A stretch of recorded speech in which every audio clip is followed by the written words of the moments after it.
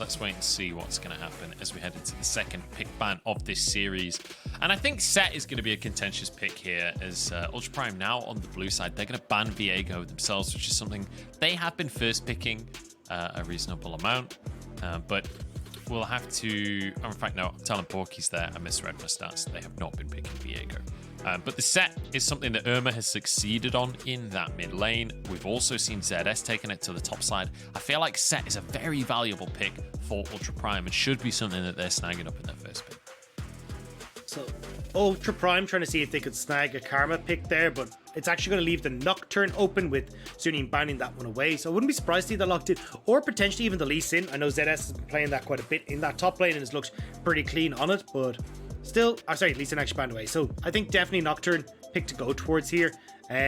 Which leaves then looking over towards Wanfang, the opportunity to go back towards the Ezreal. Maybe we get something for the jungle here for SOFM, but definitely when the picks are like Rumble are off the board, Nocturne now off the board, it feels like we'll probably see him go back towards something like the Udyr.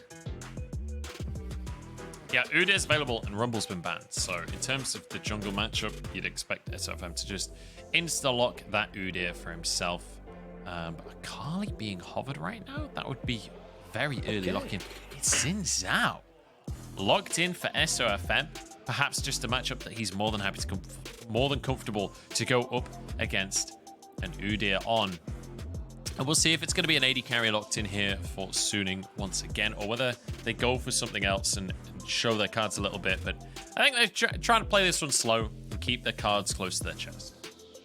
So we haven't actually seen the Xin Zhao for SOFM this split, but we did see it back in the spring playoffs. Now, a lot of what we've seen has been the Gore Drinker, Sterix, Essence Reaver style of Xin Zhao, but there are multiple different styles. Obviously, we've seen like Tank, we've even seen Immortal Shield Bow as well in other regions, so curious to see, especially for SOFM, who is so flexible with his builds, what he decides to go for here.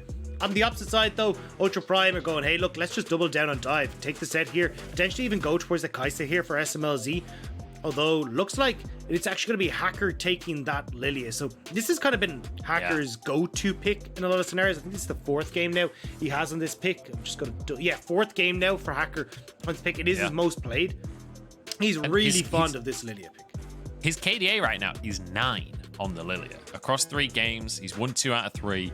Hacker is loving the Lilia, and look, he's got AD solo laners to play around, right? It feels like this game is set up for Hacker to be the carry of Ultra Prime, which I'm totally down for, because after the last game, felt like Hacker couldn't really do anything. I'm liking this adaptation coming on through. Angel goes for the Akali, not too surprising there. We saw it at the Worlds. It was absolutely beautiful to see, so excited to see what he's going to bring to the table there. Varus banned away by Suning. Yeah, Varus taken off the board. I mean, it makes sense to go towards AD carries, right? Especially since you have no bot lane locked in at all. Now, again, SMLZ still could go towards this Lulu Kog'Maw. You got a very beefy front line, but certainly I think like getting rid of something like the Kai'Sa, I think is a lot better here. We're already looking at a pretty dive-heavy composition, one that's very short range, and I feel like that's what synergizes with Ultra Prime pretty nicely thus far. Twisted Fate taken off the board, which... it's a bit of a head scratcher, because that would imply that they think Bin is going to be playing the Akali, not Angel, unless they're expecting we have Twisted seen it Fate before. support to come through. Yeah, I mean, it's not the first time that we have seen an Akali go top. It can work incredibly well. Yeah, and it's just like if you're Suning, you're probably going to play for Angel, right? Like we've seen Angel play Akali, we know he's great at it. I don't know if we've ever seen Bin play Akali, not to my memory at least. I don't think it was very likely that the Akali was going towards the top side. Maybe it's just a really good matchup into Nocturne, I'm not sure. I think the bigger thing here is like looking at, okay, so what are we actually going to look at for the support here for On? Because we already kind of said, hey, look, if you want to go super safe in the spot lane again for the Braum, that's fine. Just have yourself, as Suning, play up towards that top side. But it does mean, at least from Ultra Prime's perspective, you have a much clearer game plan here, because you've got a strong top side. I mean, you've already got the set for mid, basically guarantees yourself pressure there. You have the Nocturne, who should be in a good state in the top side of the map as well. Hacker can play through these 2 lanes and try and avoid any sort of 1v1 confrontations with SOFM. I think you're in an okay spot here if you want to continue as Ultra Prime. We were talking about go towards Kai'Sa, try and lock in something like the Nautilus here as well, and go for these big team fights. All right, well, Bin, one of his biggest pop-off moments of the split so far has been on this Gwen. We'll see how he's going to perform on that one. We're just having a look at his stats. He has played Akali twice in his career so far, so I guess it was possible. Maybe I was being a bit too harsh, but regardless, it's going to be this Rakan locked in alongside SMLZ's Kai'Sa. A lot of dive potential, a lot of setup for Hacker and SMLZ to be the big carries in these skirmishes and in these team fights. I'm liking this composition that Up have gone for. Much more proactive, much more dive heavy than what we got to see in game one. Yeah, I think this gives a lot more freedom to them. We're already kind of saying, hey, look, strong top side of the map, and you've got a Kai'Sa that's free to play through bot side. Xiaoxi can open up for roams as well, look to support Hacker and playing through that top side. So I think for Ultra Prime, this is the early game pressure that I wanted to see them go for. Because when you look at Sunni, right, Gwen will have early pressure, but certainly has to be careful of Hacker coming up. Angel will not be able to contest Irma on any of these roams, and honestly, if you've got a Xiaoxi who's completely turning the tide of that, it could work out super well. So I think for Sunni, it's about trying to scale into the later portion of the game where Gwen just dominates team fights. Angel becomes a serious threat where he's actually able to threaten a dive on towards SMLZ, and Huanfeng has hit his 2-item spike. So I think there's still a little bit more scaling on Sunni's side, but still a decent mid game. But certainly the mid game dive composition that Ultra Prime have gone for gives them a lot of control at the 15 to 25 minute mark. Yeah, I'm a little scared for Suning, honestly. In terms of just straight up eye test on the compositions, I feel like Huanfeng is going to be left out to dry a little bit by his team against a composition that is going to specialize at killing Huanfeng. So that could be a bit of an issue. But that said, with a Gwen and an Akali both able to dance around these fights in their shrouds, with a Xin Zhao that obviously can block all of the range damage coming his way, does feel like maybe there are tools in the kit for Sunni to be able to win these fights. But I'm going to be keeping my eyes on that mid lane where we're seeing Irma bringing this set to the table. Irma has played set a couple of times already. He is 100% win rate on the set over 2 games. His KDA is 7. This kind of composition has been how Ultra Prime have succeeded in the LPL so far this split, and I'm excited to see them rinse and repeat this strategy and bring it back to the stage. And I mean, there's a reason that we're seeing a lot of success from kind of the quote-unquote like lower teams in the LPL with these, because there are compositions that are quite easy to execute. Like you get a definitive go button with like the Paranoia, with the Showstopper. Like these are very clear identifiers for when you want to be engaging. Plus, very good at trying to collapse on people that are out of position, because you have multiple follow-up options. I mean, Nocturne goes in, SMLZ follows up with the Killer Instinct. They're super good at just punishing mistakes from the opponent. So certainly Ultra Prime going back towards something that can work very well if they're able to close out this game before Bin becomes too much of a menace. That'll be the big question, because Bin, he's going for the Ignite TP. You can see one of the Bin signs in the corner right there, with an SMLZ sign behind him. It does feel like Bin has the potential to go mental this game, because with that Shroud, Gwen can be an absolute menace to deal with if you get ahead. And Bin was one of the players that has shown that team fighting on Gwen is one of her specialities. But Hacker going to be starting on this bottom side, whereas SOFM starting up towards the top side and actually starting with his chickens, which is something I've not personally seen on Xin Zhao, but I'm certainly no jungle expert. Yeah, I mean, you can even see he started the W just to try and clear those out. So going for his own kind of full clear here, looks like he's going to taper off up towards the Krugs as well, whereas we see the full clear from Hackers too. So Hacker kind of realizing, hey, look, I actually just have the quicker clear here. So at least when it comes to contesting these objectives, I'm all right. On's in trouble here. Ignite's ticking down. Flash forward. I think SMLZ actually could have killed that. I think if he flashes forward, I think that might have been a kill, because there's no heal for Huanfeng. He has cleanse, not heal. I think On was only 1 or 2 autos away from going down, but Up, regardless of whether they get the kill, they get themselves an advantage in this bottom lane. Now Huanfeng barely dodges away from the hook. Oh no, underneath the tower though, SMLZ, 1 HP, flash forward from Huanfeng. 1 more auto do the trick. He's barely getting away with this one. A Q available. Huanfeng ease in aggressively, looking for the 2v1 here as On trying to catch up. The root flashed away from by Xiaoxi and the hook goes wide, but it doesn't matter because it's a 2v2 for Sunni. Oh, but it started out so well for Ultra Prime, turns into absolute disaster as they give over a kill and so much control on that bottom side. Now Hacker doesn't even realize he's standing on a ward. He thinks he's standing just outside of vision. He thinks the ward is in that brush, but it's further in. Bin has outplayed him before he ever even arrived, and Hacker can't make anything happen off that one. He will be able to go for the Scuttle Crab, obviously, but he'll be trading on the other side of the map. Let's take another look. This one barely dodges the knock. I mean, it's a terrible idea to go underneath the tower against the Nautilus, especially as Rakan. Like, you just don't have the health bar to deal with it. And the fact that Xiaoxi managed to escape and SMLZ is the one that gets locked up only kind of adds salt into the wound, because now you're going to lose out on a bunch of that CS on the bottom side, a lot of XP. And you can see Wanfeng, he's backed away and he's got such a nice back. Sheen already picked up and the tier alongside it. Like, he's in a prime spot now to just farm it out and actually still, like, hurt quite a bit when he hits with those Mystic shots. And the really sad thing for SMLZ in that play on the bot side as well is he was behind Xiaoxi.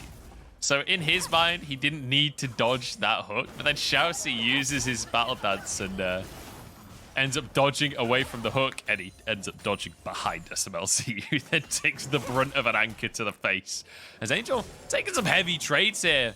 Angel knows what this set can do. He's well aware. He was doing it all through last game. But this time he's on the Akali, who doesn't have a great early game and will not win the early game against the set. Now, SOFM pathing up topside, like, he's kind of just opted into clearing over and over again, because at the moment, he has his bot lane going perfectly fine. Bane is happy to just farm it out in top lane. The 1v1 means there's no real pressure. And he's just here to make sure that Bin can collect this wave without any sort of dive coming through from Ultra Prime. But again, we're seeing, hey, look, nothing really happening from Ultra Prime. I mean, this early game we thought we'd see Irma going for moves. Maybe we get to see Hacker work in conjunction with ZS, but there haven't really been any opportunities for them.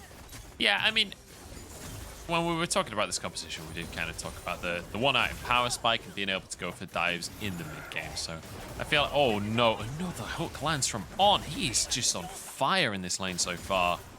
He can't miss, man. He can't miss in the bottom lane. Really nicely done there. Good bit of damage down. Xiaoxi does have Ignite, but that's about the only summoner available in the lane for the side of up. So look for a little bit more. That anchor was barely wide, and that would have been a kill on Xiaoxi, I think. Yeah, no flash definitely would have been, especially when you get the follow-up CC just from the auto attacks. So they do need to be very, very careful here. This is not the way you would have expected this bot lane to go. The fact that Wanfeng and On are now threatening potential kills, it says a lot about how Ultra Prime's early game is gone. Now, ZS in the top lane. Yeah, a bit of a 1v1 here. ZS winning out to start it off, but now Bin stacking his ultimate up. Oh no, dodges the swirl seed. That was a close one. Good reactions from Bin here. Could still be in trouble though. The dive is an option, but the minion wave hasn't crashed just yet. Hacker trying to make his way up. Dodges the swirl seed once again. Bin's going to be in trouble though. Surely oh no, Hacker's not level 6 just yet. Doesn't matter. Has the damage. Doesn't need to put him to sleep. Yeah, nice pickup though. Unfortunately, ZS doesn't get any of the kill assist, but even then, he's getting turret plates. Look at the massive wave that Bin is losing as well. Like, this is where every so often SOFM kind of just goes into this nocturnal state where he just farms it out, doesn't really get much going in the lanes. I think in this situation, making sure that Bin is actually safe is more valuable than getting this dragon.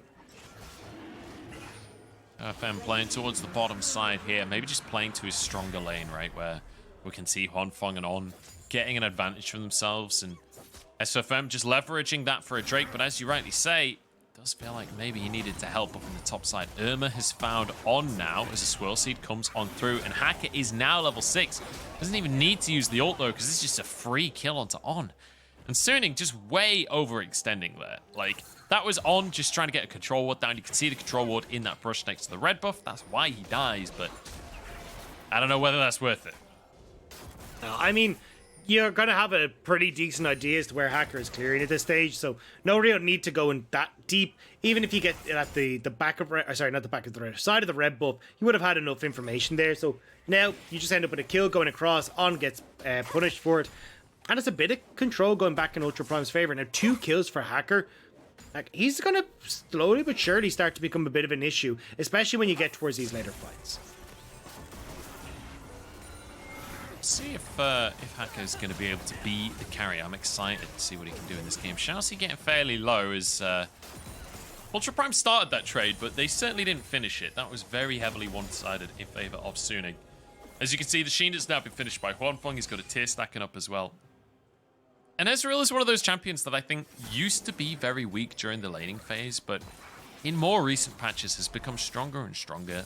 The Q, if you can land it consistently with a Sheen, feels like you have much more of an advantage in the laning phase than I think people really realize. Yeah, well, I think in this game especially, he got accelerated because first, with Recall, he managed to get that Sheen. I'd already got the tier stacking as well. And just with how strong Divine Sunder is, honestly, it's not even a 2-item spike anymore. It's just a Divine Sunder spike. So that's why you kind of see people rushing it so often now. It's just that item is insane. And if you actually start to connect with them, especially if you got your W on someone, you're taking, you know, a third, if not more, of someone's health bar just straight off bat.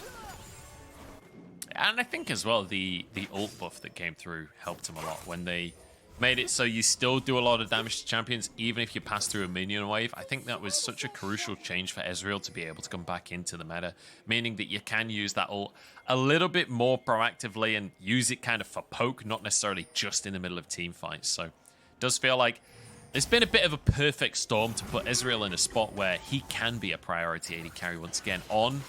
Starting the Scuttle Crab off, able to dodge the Swirl Seed here, but still SOFM does manage to get the Scuttle Crab. Hacker's there too late. Yeah, and I still think Ultra Prime, with the kind of the combo they have between the Set, the Nocturne, and the Lilia, should be the ones that are controlling these skirmishes. Now, they've moved the rest of the people up as well, so the bot lane is here as well. But honestly, this is going to be a tough one if Suning try to contest. They have to try and separate Ultra Prime like they are right now and collapse onto the 3 members that are up towards this Rift Tower. See Bin moving around to join with his team. It would be a 3 versus 5. Shousey and SMLZ trying to find a way into the river, but kind of being denied for now. Bin and SOFM trying to contest, but they're going to be put to sleep here. The Shroud comes in, sleep times out. They're just looking for the Herald or Ultra Prime, and they will be able to get it. Bin and the rest of the squad from Suning don't really commit in the end. They get put to sleep, and they doze off. Nicely done by Ultra Prime. I mean, they managed to get away with it, and especially because Suning had rotated Huanfeng and on up to that fight as well. It means that they're not actually getting any sort of chip damage onto this bottom lane turret. So now I wouldn't be surprised to see Hacker, you know, after clearing this bot side, move back up top lane, try and finish off this top lane turret if ZS honestly doesn't just get it himself. ZS might be able to finish it. It is still a whole 5th plate, which does take a long time. But ZS, regardless of if they finish his tower or not, he has a 20 CS lead. He's already got 4 plates for himself. They have all been solo plates. Oh, no. Oh, it's not good news. Here we go. In goes SOFM, but he can't win this 1v1, and Bin's not going to be able to close the gap. Unfortunately, there was no real way for Bin to get closer without giving up the entire play, so I think ZS was inevitably going to be fine. Yeah, you can see the spotty sense is tingling the second Bin stepped up too far, so he backs away. And I mean, you're looking at 1,000 gold lead for ZS in that top side, and it's just from farm, from those plates. And now you've got like both Shousey and Hacker moving up to this top side. It looks like they're trying to see if they could maybe collect on towards Bin once more and finish off that turret, but thinking better of it, as Bin should just back away off this tower push. Yep, Bin gets 1 plate for himself. Nothing too incredible, but it's going to be a nice little advantage here. Angel gets pulled in, Twilight Shroud comes out, dodges everything though, and will walk away with his life. Nice fancy footwork there coming out from Angel to keep himself safe. Drake is on the map, Dagda, and Suning were the first ones to get the Infernal Drake here. It'll be an Ocean on the map now, meaning we have either a Cloud or a Mountain Soul on. Just barely misses the hook there onto Shousey.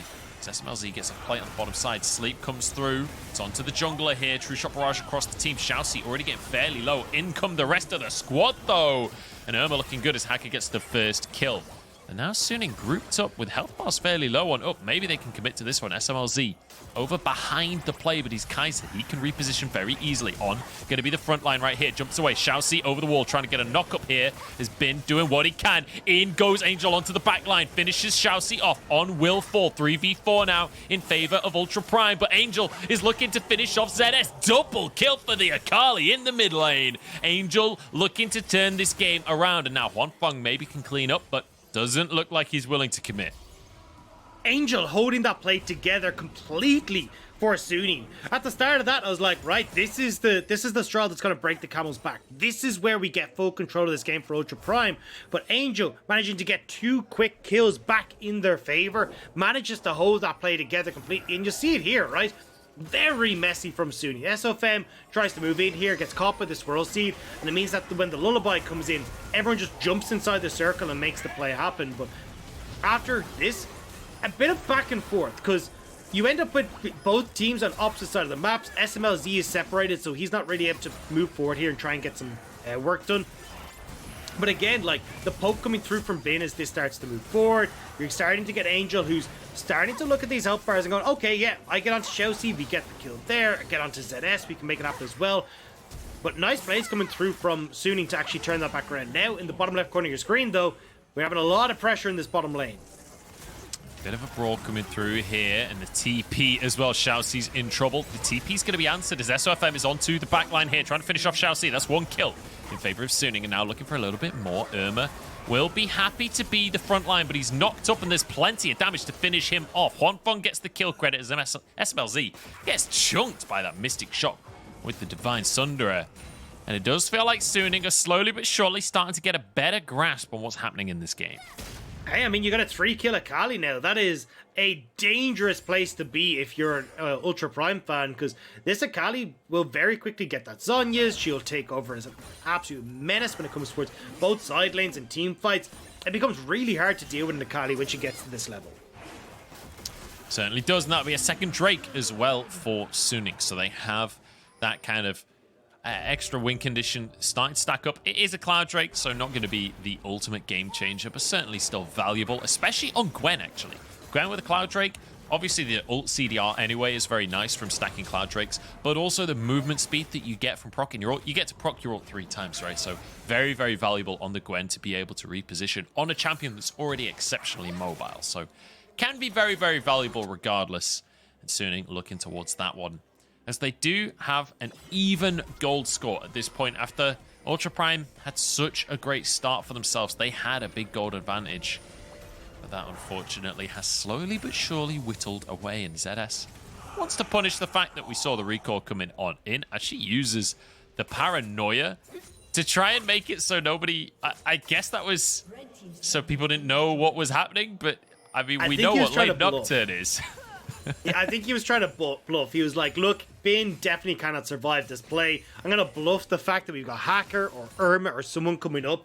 But it was actually just Akali. So he was like, wait, I can't actually kill Angel right now. Yeah. Angel's got the Riftmaker. He's pretty darn strong. Like, so he ends up backing away. 7 so stacks of Dark Seal as well.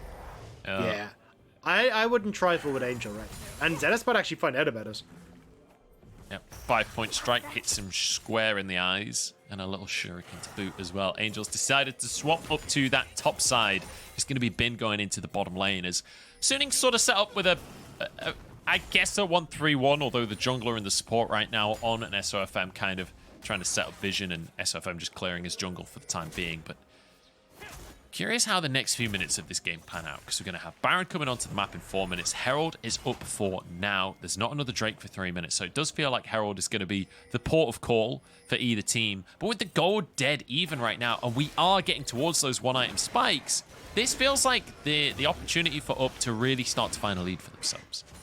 Well, I think, honestly, Suning are just stronger than them right now. Riftmaker for Akali's nuts, Divine Sunder for Huanfeng, and even the Iceborne Gauntlet, seeing the tanky build coming through from SOFM, he can set up so well. And the Ultra Prime just don't have an into this fight. All right, well, we'll have to wait and see, as Xiaoxi, certainly with the quickness, with his grand entrance as well, can make a big play happen. Paranoia comes in, 4 men strong for Suning, and they just blow on up right off of the bat. But UP are getting low themselves. Xiaoxi forced out of the fight. Huanfeng still going strong. He will be put to sleep by Hacker, who turns golden himself. Bin on this Gwen is threatening so scarily. The needles through the team! Angel blows them to smithereens on the Akali. That was an insane quadra kill coming out for Angel, but Huanfeng, how dare you? You just stole the pentakill at the last second. He was right there with the 5-point strike for the 5-point kill. I just steal it right out from underneath them. And, you know, Angel was already pretty strong. Now he's 701 strong. A 700 gold bounty. He just finished the Zonies. He's got 10 stacks on his Dark Seal. If he wasn't big enough already, everything was set up beautifully by Bin. Look at Bin's needleworks during this fight. It's beautiful to see. Yeah, well, you can see here, look, you get that massive dive, but all of his odds on, right? So Huanfeng, he's managed to reposition. Angel has managed to back away from the fight. And it's a nice attempt from Hacker here. Maybe if he'd gotten SOFM as well with that CC, he would have been fine. But Angel plays this so well. The needlework sets up perfectly for Angel to come through with the last dab of perfect execution. But unfortunately, then Huanfeng steals away the Penta. I think there's two reasons Angel has kicked himself in that fight. One, not getting the Penta, and two, not having his Dark Seal upgraded, so he could have got more than 10 stacks.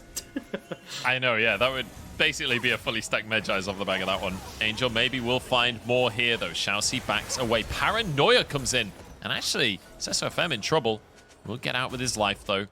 And it's going to buy a lot of space. They've burnt a couple of cooldowns there off the back of that fight. Up are going to have to go for a reset, and it's just as Drake is 40 seconds away from spawning, so full vision control will be in favor of Sunny.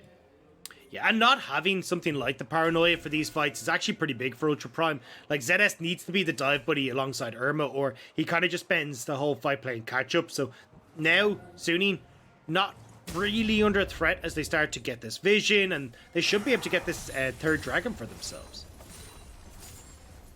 And that would put them on Soul Point if Suning can get it. But Ultra Prime are going to be here, as you rightly said, though. Paranoia on cooldown for ZS, but they have the sleep, they have the showstopper. It's still a possible fight win. Xiaoxi has to be the one to face check, and Angel is there, but actually Angel, he's the one being baited here. Twilight Shroud comes out to try and survive for the time being, but oh, actually dipped out at the top of the fight. I don't even know where he went. Finally went down. They toggled the vision in the middle of the fight there. ZS trying to close the gap onto Bin, but he's just going to dash away here. SMLZ could all on up. Importantly, so much gold not in play for Suning with Angel not in this fight here. This is the opportunity for Ultra Prime to get themselves an advantage, and Suning are playing with fire by trying to go for a 4v5 here. In goes Irma onto everyone, but it's on to take damage, and he's okay with that one. SFM on the back line as well, and Suning are winning a 4v5 against Ultra Prime. SMLZ trapped in a corner and taken out by Huanfeng. And it's just going to be a soul recall from ZS and a Drake taken by Suning.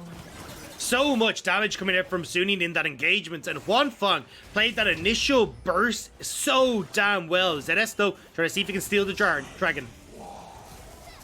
We go on to the likes of Bin, and he might just be able to do this one. The dot is ticking down. There it is. One more auto. ZS finishes him off and stops the Drake. In the meantime, look where the rest of Suning is. There's a reason that Drake is available to be contested. On flashes away, and ZS can't get a second one. True Shot Barrage goes a little awry. But the problem with that True Shot Barrage, Huanfeng, is you've just told everyone in the game that you're currently on Baron. Xiaoxi is going to be here. Smite available for SOFM, so should be ready for the steal, but Irma might find the fight after. Here we go. The Baron is taken. Ultra Prime have to punish here. Xiaoxi in the middle of everyone, but he's just too damn squishy. The sleep comes through ZS onto Huanfeng, but he's just getting 1v1 by the AD carry. Huanfeng in the back of the pit jumps over the wall as well, and he's happy as Larry to just blast everyone to pieces. SOFM and Angel in the midst of everything, and Suning are dancing a dance around Ultra Prime right now. Suning's carries are just too clean, man. Angel picking up that Quadra, then Huanfeng playing that expertly. Like, the back line for Suning is coming alive in this game. And now you're looking at like 8,000 gold lead. Baron just picked up. Angel is 9-1-3. You stick this Akali in a side lane and there's nobody who can contest him. And you're going to see on the replay here that, like, watch Huanfeng at the start of this. Like, he's getting off so much burst damage. Arcane shifting for the perfect time to finish off Irma. And is now in a position that he can continuously threaten SMLZ, force ZS back. And we talked about at the start as well, ZS without Paranoia is half a champion. He cannot really get onto the back line and enact his game plan. Then is here as well, Angel survives for so damn long. And as well, Huanfeng is just threatening so much in this fight. Again, ZS tries to go onto Huanfeng. Huanfeng with the Divine Sunder, so much healing, so good at dealing with all the tanky stats that are coming through on these fighters that just, they can't do anything. Now what more? Oh no, Xiaoxi's been caught by the looks of this. Oh, it's ZS actually. And it's a double kill. There's two of them that were caught there as we come in late on the play. And, well, Dagda, that might actually be game off the back of that double kill. 2 picks in the jungle while they've got a Baron and a huge minion wave in the mid lane.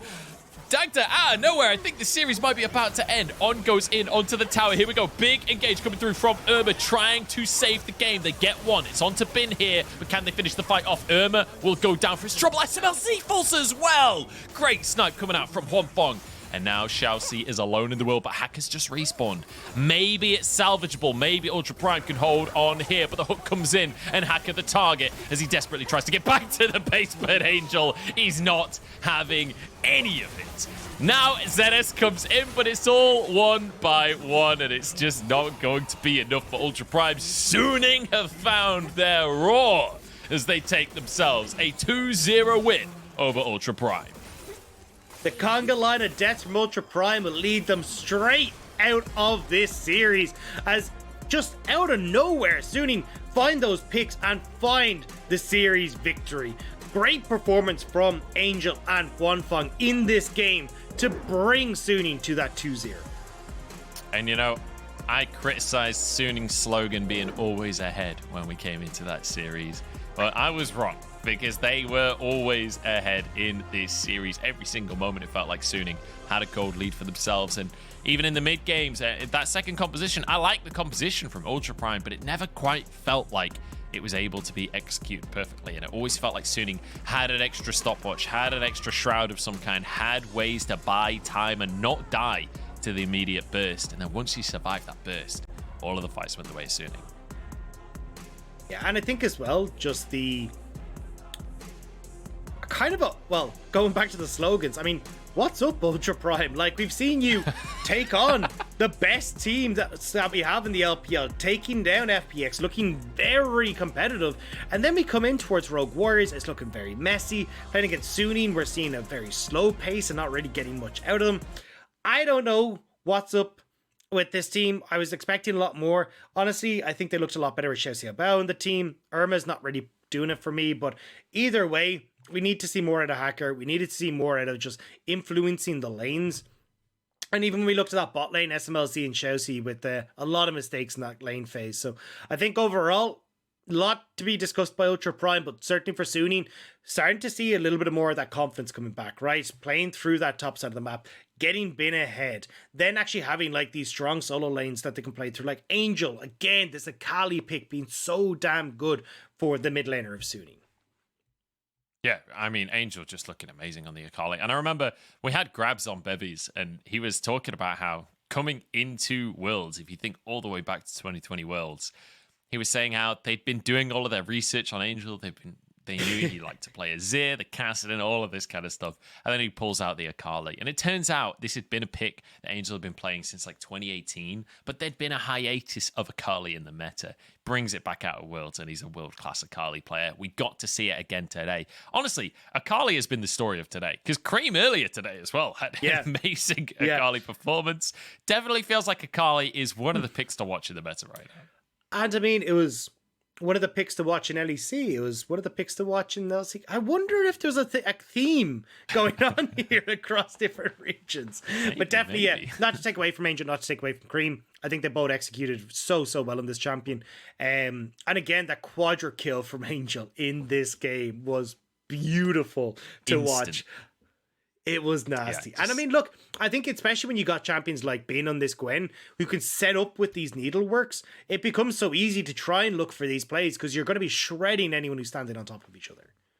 It feels like in that play specifically that you're talking about, Ultra Prime are all trying to leave. They're like, okay, this Baron play, it's a no-go. We can't win this one. And as they're all trying to get through that single choke point, the needlework comes through, and then the perfect execution over everyone. Oh, that was truly something to behold. But here we go. We can have a look at the gold chart, and well, you can see the point at which Suning decided to start fighting, can't you? Because they started to demolish people immediately. 26-9 at the end of things. And I love that Huanfeng and Angel are almost tied exactly for damage, because it did feel like this was a multi-man effort for the win here from Suning. Yeah, I do feel a little bit sorry for Bin, who's got like 4,000 less damage than the tank jungler, but I mean, he didn't really get to do much this game. It You're was side Angel and laning, Fun it is just what it going is. nuts. Exactly. It was just a case of, look, go do your thing. But I mean, we've talked about him enough. I'm getting it in my ear. Angel is going to be our MVP for this game. What a performance from him on the Akali. Yeah, really excited to see Angel on the Akali. And, you know, one of my questions coming into today was, is Angel going to be able to adapt to the meta? Well, the Akali is ticked off. We kind of already knew that coming into today. My big question for him moving forward will be, what else can he bring out in this exciting mid lane meta? But we can just look at some of the highlights from the game as he just ran circles around up in some of these fights, honestly. Yeah, and I think that was the big one, was like, we saw moments where Ultra Prime, like that bot side fight, that they tried to take this game under control, but Angel fighting back amazingly, and here we go, the instant quadra just straight off rip. I'm so sad he didn't get the penta. I wanted to have that penta so badly. It would have been beautiful, but yeah, I mean, look, insane play coming out from Suning as mid laner, and well-deserved MVP. Double performance here as well. Exceptional stuff coming out from Huanfeng, from Angel. I mean, the whole squad looking really good today. And I'm excited to see what's ahead for Suning. It does feel like these were wins that they needed to get a bit of confidence behind them, to feel like they were getting back into things. I am curious how they're going to be feeling as they get tested further and further across the course of the split. But enough of my rambling. We're going to head back to the stage where Wendy is standing by to have a little chat with SOFM. Hello everyone, welcome to the interview, and I'm standing by with SOFM from Suning. So congratulations on the first win of the split, and many people said that Suning is a team that may have a very slow start at the beginning of the split. So what kind of changes or preparations did the whole team made before this best of three? 就是首先这个赛季主要是新版本嘛，然后我们也要很多英雄还没搞懂，然后我们还要就是懂一下版本，然后很多英雄我们也不会玩，然后就是我们研究很多就是其他赛区，然后他们玩的英雄，然后我们也要看一下这种，然后肯定要很多时间吧。I think the reason for many people that commented like Suning is a slow start team is maybe because we still need to make so many preparations based on the new meta, and also currently we're not that familiar with some champions that can be hot in the current meta. So currently we have really started a lot and practiced a lot, and also started from the different regions to see their ban pick and see what champions they played. So after making these preparations, we're able to have the win and the better performance. So let's talk a bit more on this best of three. In game one, it was quite one-sided, and seems it is a very smooth game for Suning. So what's your early game strategy in order to open the whole situation for the team in order to snowball till the end? 就是首先我们就是 BP 上面我们就是打一个中上野的体系吧，然后我们上路就是抗压吧，然后这次体系我们上路提供了很好，然后下路也防守挺好吧，感觉就是玩游戏挺轻松的。I think for game one, because from our draft and also the ban pick phase, we try to target on the upper half of the map, and the bot deal, they can just hold the pressure. And in the actual game, I think the top lane, it played quite well and can play very aggressively. And also the bot deal, they can defend so good. So that's a reason for us to have a very smooth and a very easy game for game one. And for game two, the first pick from Suning has given to use the Xin Zhao. And I have realized that your Xin Zhao have chosen the very tanky item build. So could we know the reason for that? 这主要是看阵容吧，然后阵容要我打伤害是可以出这种的，然后主要这阵容我就是任务就是肉一点，然后就去卖就行了，然后就选择买肉装。I think for the item build, I can choose different item build based on the draft and based on what we need. So in game, if the whole team needs me to deal some damage, maybe I'll choose the item build that can have more damage on the team fights. But for today's game, my mission is to just be the front line for the whole team in the team fights. So that's a reason for me to just have chosen that very tanky item build for Xin Zhao. And my next question is, for game two, you guys have a very engaging and dive compositions, and you guys make full use of it, especially in the team fight around 17 minutes, because Angel's Akali just got a quadra kill, and I believe it's one of the most eye-catching team fights. So could we know more about that scene? 就是首先我们英雄打对面英雄，主要前面顶住对面的第一波，因为对面都是大招流吧，然后我们对面放完大招不，就是我们死了，就是没有掉很多人的话，感觉就是随便打团嘛，感觉是。I think in game 2, the opponent's draft, they can be super strong in the team fight with the ultimate, but if we can hold the pressure and the opponent's ultimate, then we can easily win the game, and especially win the team fights. So I think the reason for us to be able to have such a very clean team fights in game 2. And also my last question is, after today's game, we believe that Suning were able to catch even more and more victories. So what's your goals and expectations for this summer, and do you have any message to all the fans, especially from all around the world and especially from Vietnam? 主要是看版本，然后我们感觉就是现在也要是努力很多吧，因为我们现在赛季不是很好吧，然后还要继续努力，然后这种有什么对粉丝说的吗？就是谢谢粉丝们一直给我们的支持吧，然后感谢我们会一起加油。I think for the goals and expectations, it's really based on the different metas. Definitely, we need to put even more effort and even work even harder in the future. And there's so many parts we need to make some improvements on, but definitely we'll put more effort in the future. And the message to the fans, thank you, and I really appreciate for your support. And let's work it out together. And thank you for the sharing and congratulations again. 再次的恭喜你们 And back to you guys. Bye bye.